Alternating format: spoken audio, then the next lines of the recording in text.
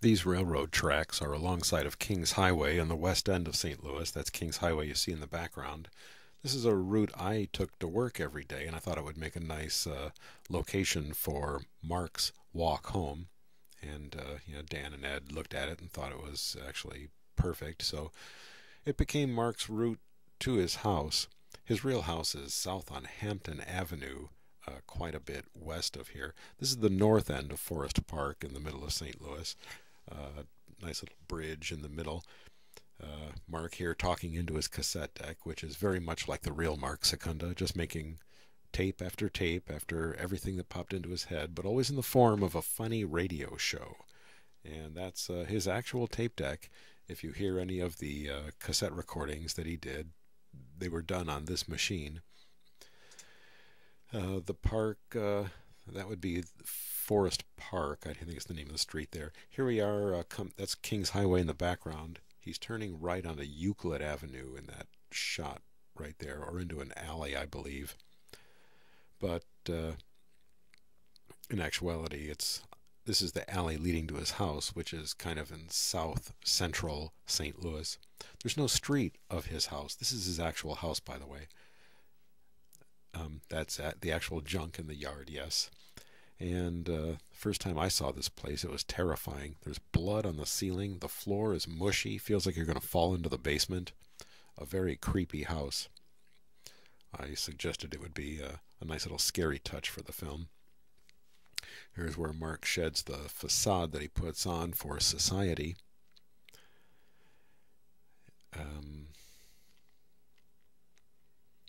There's no banister on the stairs there. When Mark threw his fit as a teenager, one of the things he did was to tear the banister loose. That's the fit that resulted in him being sent to the mental institution for the first time. You can't really tell, but the walls are black with handprints of him just holding the wall with filthy hands going up and down for years and years. Now here actually coming up is the friend scene. My appearance in the film. With me here are Dan Stefacek, David Udell right there in the foreground. There's me right there. So the idea was that Ignaz's friends just come take advantage of him, don't really care about his research. They just know that he's got a lot of televisions and a lot of beer, and so they head on over. But they humor him as he tries to explain his exciting medical research. But really, they're just looking for more things to use him for. So I was doing my electron microscopic analysis of my recombinant nucleic acid studies when I combined two dissimilar crystal matrices, but they don't care at all.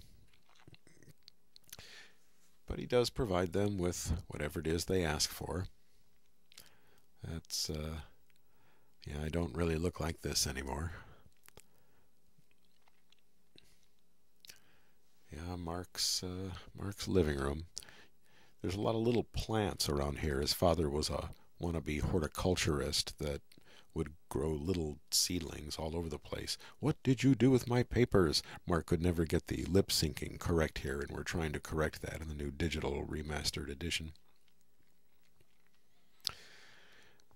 Some people don't understand that Mark is chasing the garbage truck containing his important papers that he believes his friends have just thrown out with the trash.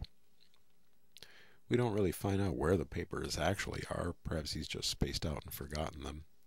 But that was a nice shot of him running up his alley. Up those stairs and to the right is the room where Mark killed himself. This is the room his father was in the night Mark did that.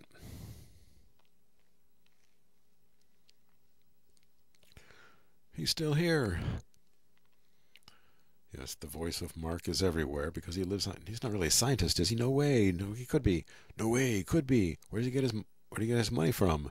I think he's an orderly or something. No, he must have some kind of rich relative. All right. Oh yeah. Whoa.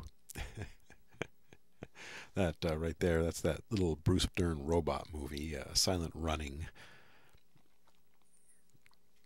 So he comes back, victim of a practical joke. Everybody leave. Everybody go home. That leisure suit, by the way, looks great on Mark. You don't really see that in any of his other videos. That's the kitchen with the blood on the ceiling.